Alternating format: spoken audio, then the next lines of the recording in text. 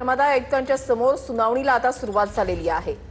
गोखले बिल्डरकडून आता उत्तर दाखल करण्यात आलेले आहे। महत्त्वाची बातमी आपण या ठिकाणी पाहताय।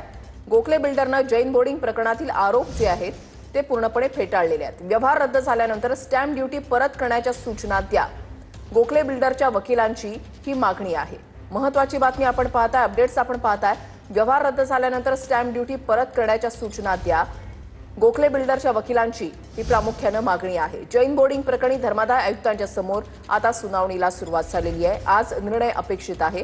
गोखले बिल्डरच्या वकिलांकडून आता मागणी केली जाते की स्टॅम्प ड्युटी जी आहे ती परत द्या, व्यवहार रद्द झाल्यावर स्टॅम्प ड्युटी परत करण्याच्या सूचना द्या, अशी मागणी गोखले बिल्डरच्या वकिलांकडून सध्या केली जाते। जैन बोर्डिंग प्रकरणी धर्मादाय आयुक्तांच्या समोर सुनावणीला सुरुवात झालेली आहे। गोखले बिल्डरच्या वकिलांनी आता मागणी केलेली आहे की व्यवहार जो आहे तो रद्द झालेला आहे, व्यवहार रद्द झाल्यावर स्टॅम्प ड्युटी परत करण्याच्या सूचना द्या, अशी मागणी गोखले बिल्डरच्या वकिलांकडून सध्या करण्यात आलेली आहे। धर्मादाय आयुक्तांच्या समोर नुकतेच सुनावणीला जी आहे ती सुरुवात झालेली आहे।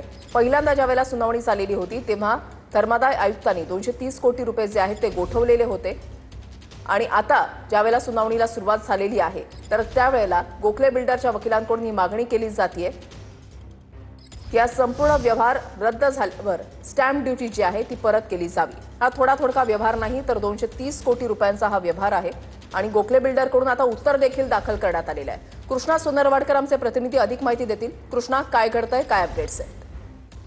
विषयाला आपण पाहतोय की पुण्यातील जैन बोर्डिंगच्या जमीन व्यवहार प्रकरणाची सुनावणी धर्मादाय आयुक्तांसमोर सुरू आहे आणि आज किंवा उद्या यावरती ऑर्डर होण्याची शक्यता आहे। मात्र शेवटच्या टप्प्यातली ही सुनावणी होत असताना या सगळ्या प्रकरणामध्ये जो काही जमीन व्यवहाराचा व्यवहार झाला त्यावेळेला जी स्टॅम्प ड्युटी सरकारला भरावी लागते ती कोट्यवधी रुपयामध्ये होती आणि ती सुद्धा गोखले बिल्डरच्या वतीनं भरण्यात आलेली आहे आणि त्यामुळे त्यांच्या वकिलांनी अशी मागणी केली की हा व्यवहार जर आता रद्द होतोय तर स्टॅम्प ड्युटी रिफंड व्हावी किंवा ती परत मिळावी, यासाठी तुम्ही आदेश द्या। मात्र धर्मादाय आयुक्तांनी माझ्या अधिकारामध्ये ते येत नाही आणि त्या स्टॅम्प ड्युटी परत मिळवण्याचे आदेश मी देऊ शकत नाही, त्यामुळे तुम्ही तुमच्या वैयक्तिक पातळीवरती ठरवा त्याचं नेमकं काय करायचं असं देखील सूचना दिलेल्या आहे। त्यामुळे आता या स्टॅम्प ड्युटीचं नेमकं काय होणार, ती स्टॅम्प ड्युटी परत मिळवण्यासाठी किंवा कोट्यवधीची ही रक्कम जी आहे ती परत मिळवण्यासाठी गोखले बिल्डरच्या वतीनं कोर्टामध्ये धाव घेतली जाते का, हे देखील पाहणं महत्त्वाचं असणार आहे किंवा विशेष अधिकारांचा वापर करून सरकार यावरती काय निर्णय घेतं हे देखील पाहणं महत्त्वाचं असणार आहे। मात्र ही जवळपास 25 कोटींची स्टॅम्प ड्युटी असल्याचं कळतं आहे आणि हा व्यवहार आता जवळपास रद्द होण्याची तयारी दोन्ही पार्टीने दाखवल्यानंतर आता या स्टॅम्प ड्युटीचं नेमकं काय होणार हा एक महत्त्वाचा प्रश्न निर्माण झालेला आहे। नक्कीच, धन्यवाद कृष्णा दिलेल्या सविस्तर माहितीसाठी। अपडेट्स सातत्यानं तुमच्याकडून जाणून घेणार आहोत।